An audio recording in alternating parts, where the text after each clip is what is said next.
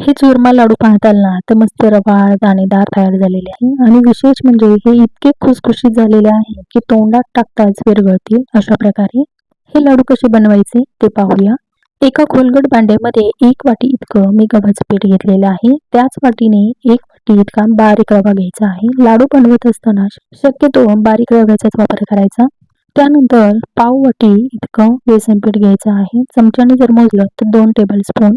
त्यानंतर चवीनुसार मीठ घालायचं आणि कोरडे जिन्नस सुरुवातीला चमच्याच्या साहाय्याने छान मिक्स करून घ्यायचे. लाडू आपले छान खुसखुशीत व्हावा याकरता 2 टेबलस्पून इतकं कडकडीत तुपाचं मोहन घालायचं आणि हे तूप सर्व पिठाला छान चोळून घ्यायचं. पिठाची अशी छान घट्ट मूठ वळली की समजून घ्यायचं सर्व पिठाला आपलं तूप छान लागलेलं आहे.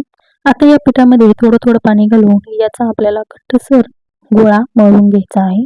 हे पीठ आपल्याला साधारणपणे 10-15 मिनिटं भिजत ठेवायचं आहे कारण यामध्ये आपण रवा घातलेला आहे. रवा छान भिजला की त्यानंतर या पिठाचे आपल्याला छोटे छोटे गोळे करून घ्यायचे आहे. हवं तर तुम्ही या पिठाची बारीक पोळपाटावर सुद्धा लाटू शकता किंवा हाताच्या साहाय्याने छोट्या छोट्या पाऱ्या बनवून घेऊ शकता.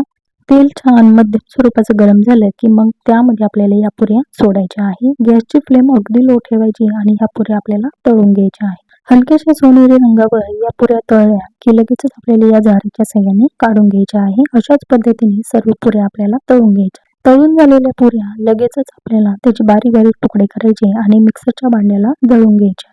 या पुऱ्या आपल्याला दळत असताना खूप बारीक दळायचं नाही तर अगदी रवाळ अशा पद्धतीने दळायचं म्हणजे लाडू तयार झाल्यानंतर ते छान रवाळ दाणेदार तयार होतात.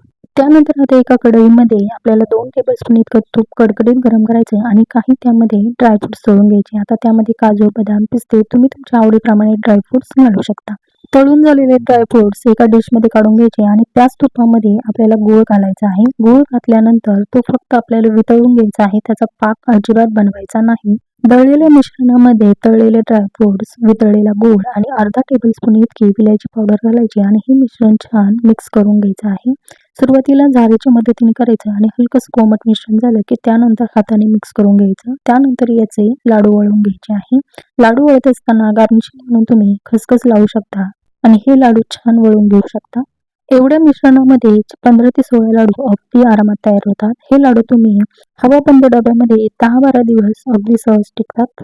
हे लाडू घरच्या घरी घरातल्या साहित्यामध्ये बनवलेले आहेत त्यामुळे पौष्टिक देखील आहे. अशा प्रकारचे लाडू नक्की बनवून पहा. व्हिडिओ आवडला तर लाईक करा. धन्यवाद.